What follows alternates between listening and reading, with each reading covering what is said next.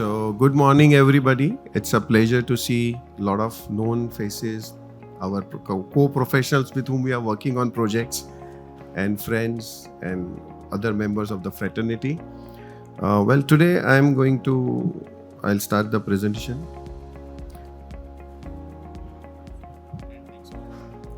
क्यों अच्छा देख सकते हैं आप इसके लिए यहाँ you can see from here also, but if you prefer to stand, okay. Can you start?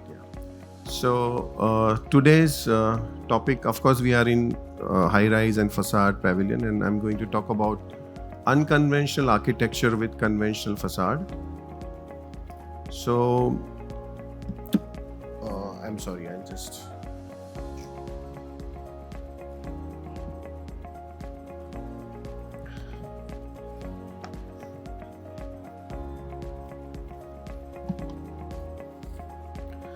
Okay, we'll go back to the back side. Okay, I'll start. Architects are dreamers, but we have to work with brick and mortar. There are many challenges that we face as designers today. Some of them are technology, time constraints, budget, etc. There are multiple ways to tackle these challenges. We all have found our own path. But today I'm going to talk about and showcase what at PSA we have been doing to tackle these challenges. I came across this beautiful quote by Italian architect Vico Magistretti, who says, "Look at usual things with unusual eyes." Let me show you how a biophilic facade for this multi-storied residential building in western suburbs of Mumbai, which is under construction now, is making ugly parking floors look beautiful. Vatve Saab is our structural engineer on this project.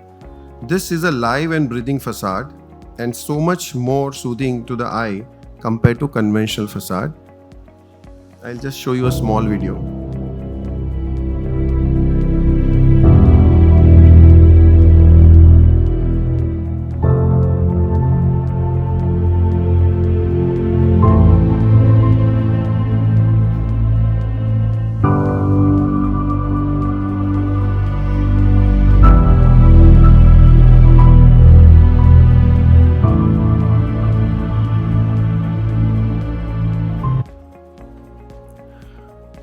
Well, another interesting project is Tower of Terraces. It's located in Ranchi, Jharkhand. And here you can see how we have used simple elements to create this interesting facade.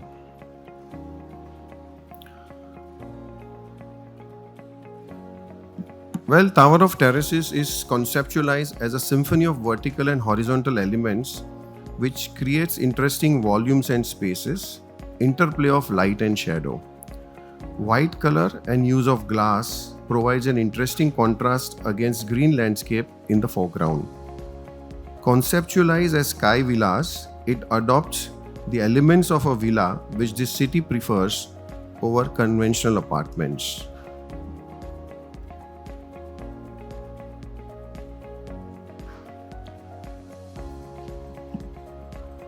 Terra Art Box is inspired by the traditional art and architecture of its culturally rich surroundings.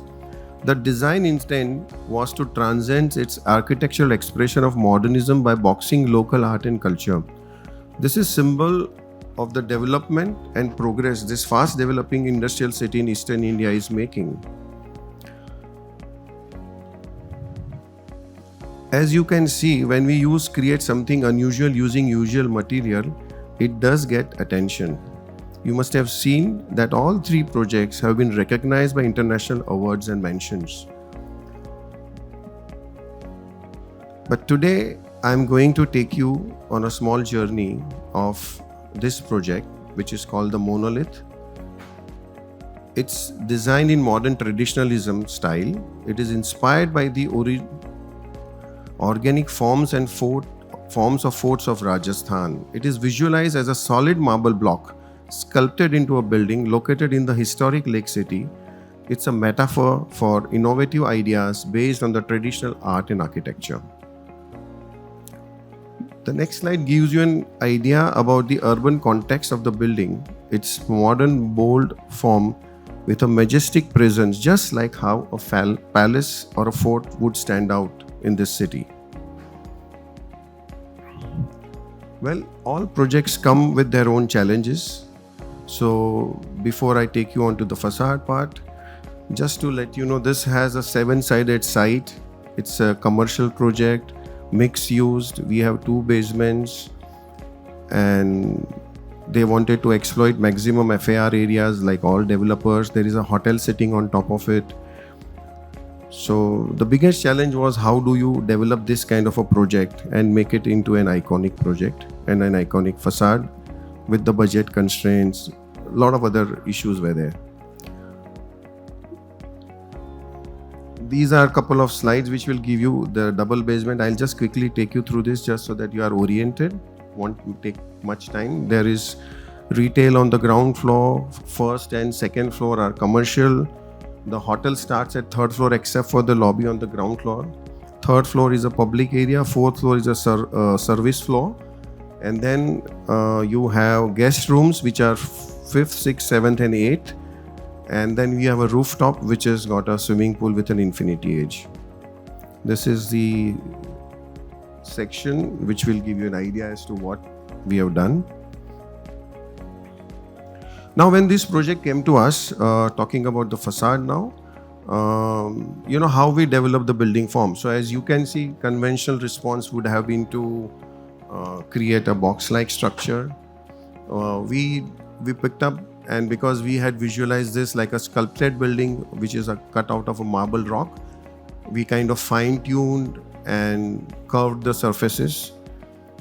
We introduced element of glass because the client was very keen on having glass, even though we were not very happy about it, looking at the harsh climate of Rajasthan. We also opened up the atrium towards the eastern side to bring in the natural light. So it was like an open, unconventional approach towards the block. And we also brought in the concept of facade, which exterior facade continues into the atrium. So except for the glass in between, the entire building color and other themes are synchronized from facade outside to the inside, which I'll show you in the pictures which will come up. So this is how, conventionally we put the areas and utilities and all, but because we had a very clear-cut concept, we tried to create a facade which was little, you can say, innovative. The edges were rounded. As you can see, the windows were staggered to create that informal or organic look which the Rajasthan is known for. These are some of the details which we introduced for the glass facade, as well as, and this is the final look that we could achieve. Now this facade, it continues. So on the top it continues with the swimming pool edge. It's an infinity pool. Then it continues with the other aspects. So these are some of the technicalities. So we could not even put DGUs there, but we have insulated windows for the hotel room. So we kind of balanced out our costing. And then what we did, we just recessed our windows little more.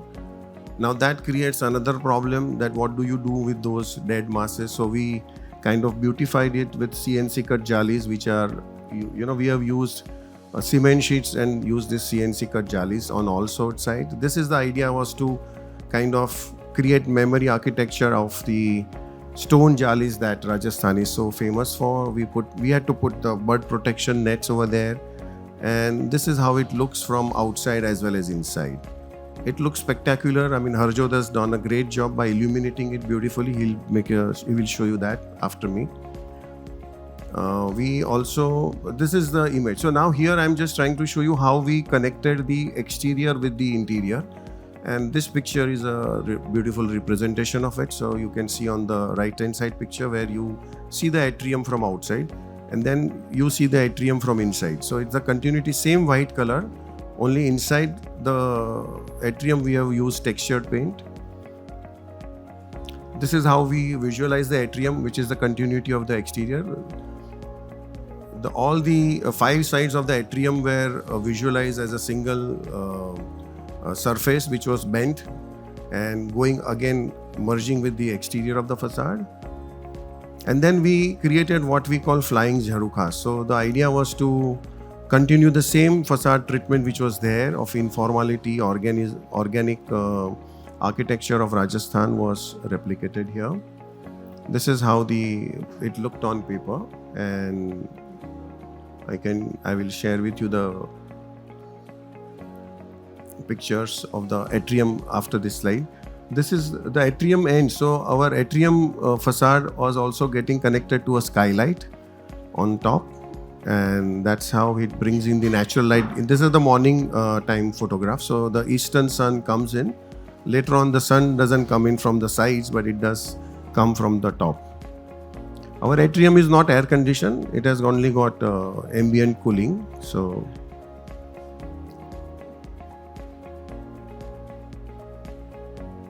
these are some of the visualization on our drawing board, and this is how the atrium has come out. So the same concept of the external facade has continued inside. We have used very simple technology for this atrium facade also. So we have used MS fabrication, and on top of it we have put we have used local stone. So Jaisalmer yellow stone, we have just used screws to put it. We have used CNC cut Katni mud stone for this jali and the jarukha creation, and then Harjot introduced the lighting over there, which he'll explain. So that's how we have treated the jarukhas. And right on top we have the swimming pool. So again, my building facade gets connected to the swimming pool infinity edge, and it continues. So you can see on the right hand side picture, what you see is the swimming pool, the connection of facade with the swimming pool detail. I think now Harjot will explain a little more on the facade lighting. Harjot.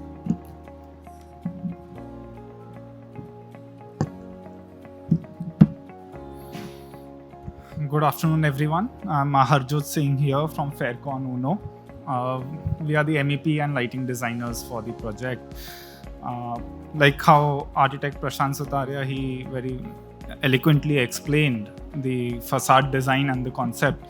That was what was briefed to us also. We were told that it is a monolith concept, bringing in the traditional Rajasthani concept of forts to the city, to the building, and we should try to replicate that kind of lighting design.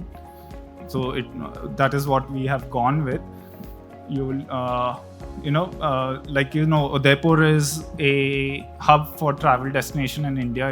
It caters to domestic and international clients. So we had to cater to the taste of both the markets also. So that is again another point that we had to bring into the design. So if we look into the concept that we had to come up with, this is what we were trying to aim for. It is a mixture of small windows of a fort with large blocks. So that is the kind of illumination that we had to bring it.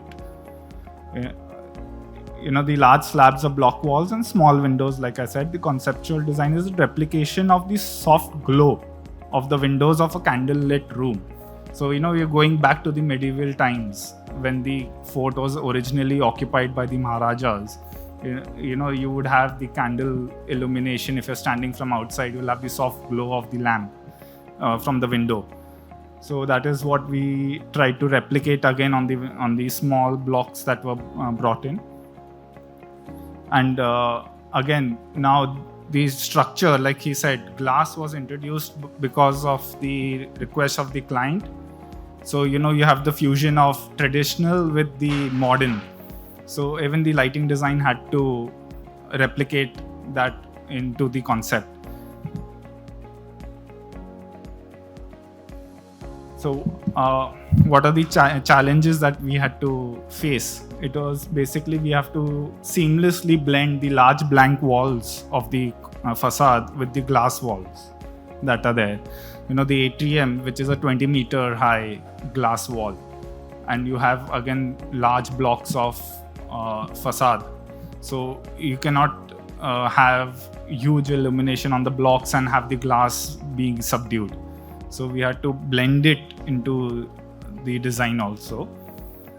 And the second challenge that we had was because we wanted to illuminate the windows. Now the windows are recessed like you had seen in the facade design. So we could mount a light fixture in the recessed space, but that would create an issue with the glare hitting the customer when he's standing inside the hotel room. So we had to select fixtures where it would be asymmetrical, where the light is thrown out and not into the room. Again, one major concept was that when you stand on the street, it was my choice and my intention actually to not have the luminaire visible when you're standing on the street. It is only the light that has to be visible.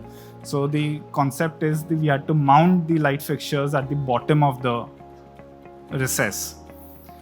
So that was another challenge from the point of view of the guest rooms, that if you're standing from inside, that is basically you would have the light entering into the room then. So that is the basic, these were the brief that we had to work with, and that is how we came up with the design of mounting the we catered this to the recess, and then we have the soft wash glow of the glass walls that you can see that we have mounted. So small simulation work that was done before we went into the mock-up stage, so to see how the light intensity would vary from the bottom to the top of the block of the window. As you can see over there, this is the simulation on the left hand side, and on the right hand side is the actual picture of the niche that was created for the window. We had to even highlight the CNC cut mesh that was created by the architect. We had to bring that out also.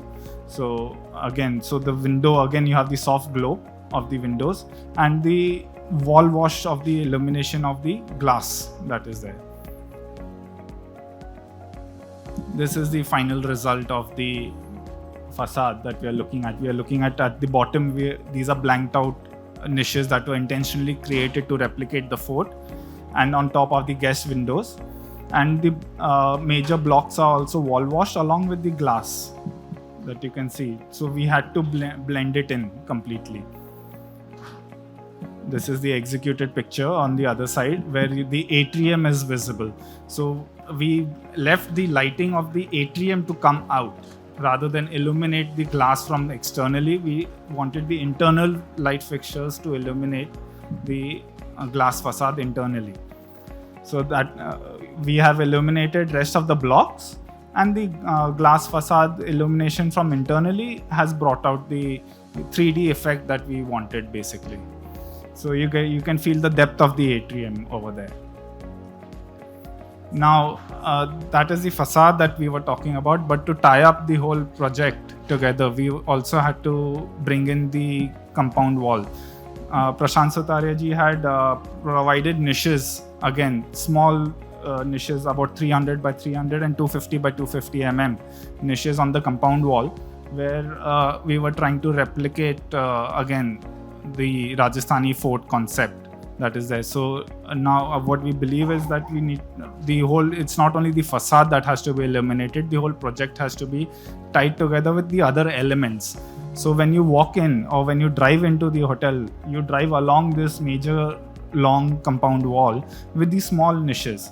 Now we have again used soft glow fixtures where we have again the fixture is not visible to the naked eye. It is recessed into the top portion of the niche, and when you're standing you're not able to look at the luminaire, but you're able to see the light of the luminaire. So these are soft glow power lamps of the LED fixtures that we've used, and it's just a small graze of light along when you drive along. So and along with the canopy lighting on top, that is, so it's basically you have light from the lobby area coming out, you have some illumination from the canopy, and a soft glow of the compound area. Now for the atrium, the atrium is basically it's a glass facade that, again, like we had seen earlier, it's a 20-meter high glass facade, and it goes from floor 8 to the 4th floor to the 8th floor, which is again now all the guest rooms. Now, to illuminate this, what we have done is, the corridors are open on all the floors, and there's a mural which is again about 15 to 16 meters high on the wall. So that was another element that had to be illuminated also. And like Prashantji showed, there are jharokas that are placed strategically to give the flying jharoka effect of the traditional aspect of the hotel. So what we have done is, at the lower level, we have illuminated the atrium floor using peripheral lamps. So when you're standing at the corridor, at the floor is well illuminated so that it does not give an effect of a dark space. And also it's a multi-purpose area which it could be used later as a cafe, or it could be used as an open gathering space also. So the lighting had to be designed accordingly. And the open corridors, if you notice, the fixtures have been placed on the periphery of the corridor. Now this is used because there would be a spillover of the light from the corridor into the atrium again. So that would also contribute to the giving the openness feel of the atrium, because that is the center focal point of the guest rooms. Every time you come out of the hotel room, the atrium is going to be visible to the people. For the mural, we have gone ahead and we have illuminated it from the opposite side of the wall. We have used floodlights to illuminate it. So now when you're standing on the opposite side of the wall, basically no guest would be able to see the fixture, because the corridor is designed in such a way that the place where the fixture is mounted, it's not visible from the corridor. But the mural is illuminated with that. And again, giving symmetrical distribution, we have used because you will have overlap of the lamps also. So that is how, and we have mounted it on the slab of each floor. For the jharokas, there are about 20 of these jharokas placed in the corridor. Now, the jharokas would be illuminated from the rear because of the corridor lighting that we have provided. So it was very important for us that we don't mount the fixture at the rear of the jharoka, but at the front of the jharoka, so that the front face of the fixture is illuminated, of the jharoka is illuminated. If we had mounted it on the rear would create a shadow effect for the jharoka, and instead of being the highlight, it would have just been washed out into the whole lighting of the atrium. So these are the final pictures of the atrium and the corridor, where you can notice the fixtures are right on the edge of the corridor, and the mural that is there on the opposite face of the fixture of the atrium, with the fixture mounting on the jharoka side of the wall. I think I would conclude the lighting design for the facade and the atrium that we had come up with. I'll hand it over to Devendra Singh. He would be looking after the MEP. He would present how we have handled the MEP services with respect to the facade also.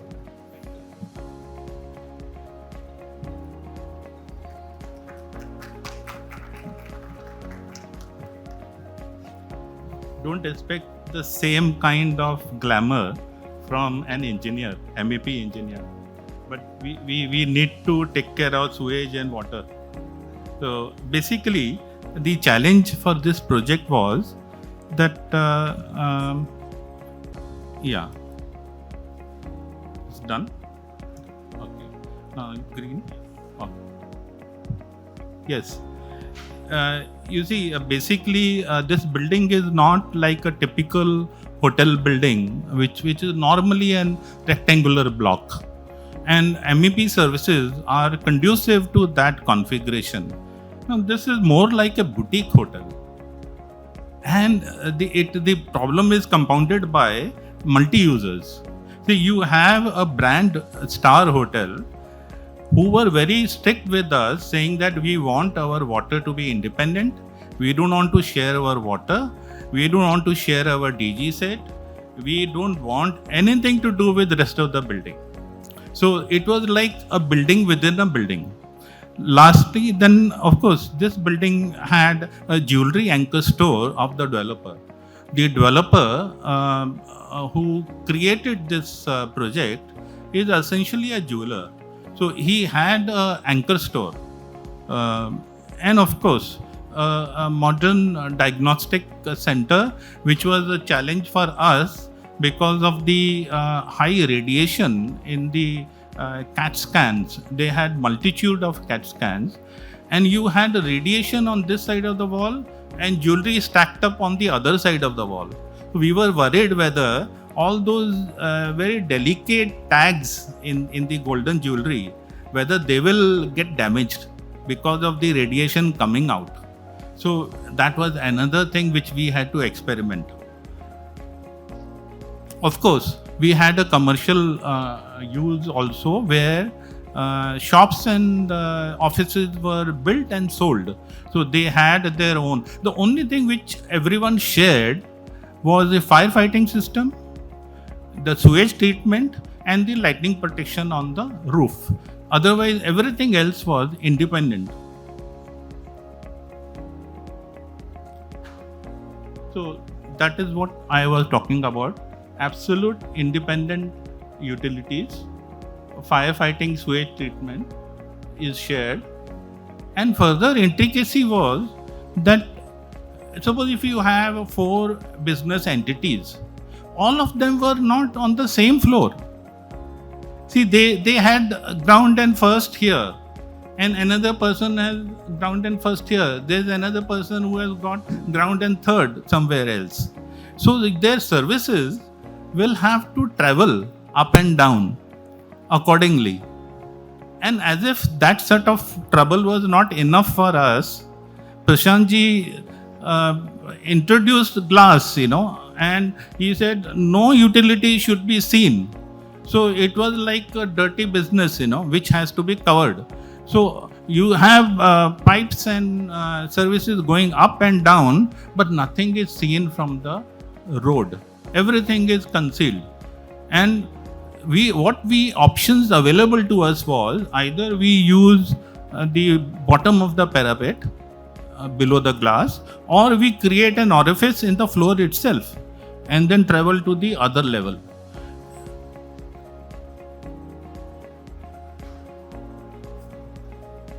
So air conditioning, plumbing, firefighting, electrical, all these, and LSS, life-saving system, everything goes in a way, where as if we are ashamed of these services, and they have to be covered and should not be seen by anyone. Yes, of course, CFO was very harsh on us. So at the 11th hour, they came in with their writing pad and they asked us to make changes, which we did.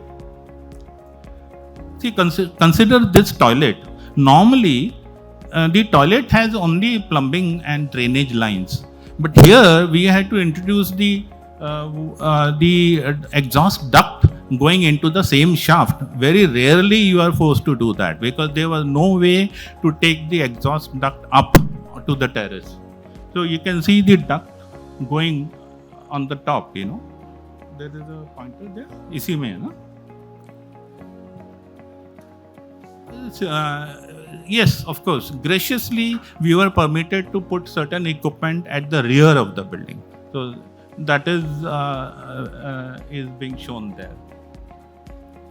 Now, see, kitchen is the heart of the hotel, and that is on a particular floor. And if you want to see the intricacy of the services, the best way is to see this drawing. Can you believe it that this is just one floor and it does not include life-saving equipment? It takes care of only air conditioning, plumbing, firefighting, and electrical. Now, every square inch of area, every millimeter of the height was assigned. People had been given hierarchy. You cannot have a service which is going to leak at the top, which will create problem for the service below if it leaks. So hierarchy was assigned and coordination. Now here, surprisingly, this coordination was again is a dirty business, and it was done by the youngest member of the team, that is Harjot, had to take care of the coordination of this drawing also. So it is, if you can see at the top, there are ducts which are shown going down. Now these ducts, they go down, they travel horizontally and they come out to the terrace, half terrace which we have. So this drawing I have introduced only to emphasize the level of intricacy and difficulties which went into the service design for this project. For this drawing, I think Harjot deserves another applause.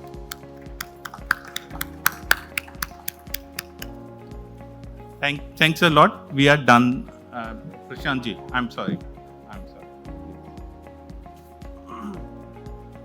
So on the lighter side, once Devendra ji came to my office and he showed me a entire calculation that, see, I work with number of architects and this is the area you give me. Your area for services is few, how much you said? Some minuscule. So he kind of, so I take it, I understand, sir, your frustration. But all said and done, I mean, we have, just to share with you, we have put this up in number of international competitions and we are hoping, fingers crossed, what happens. But our philosophy, as you might have realized by now, is to look at things, make it simple but significant. So even though a small project, we want to create an impact and, do something. I mean, if there is 1 or 2 minutes, I can show a small video so that you can actually feel the space. So I think he'll put it up. You can, yeah? Is it okay?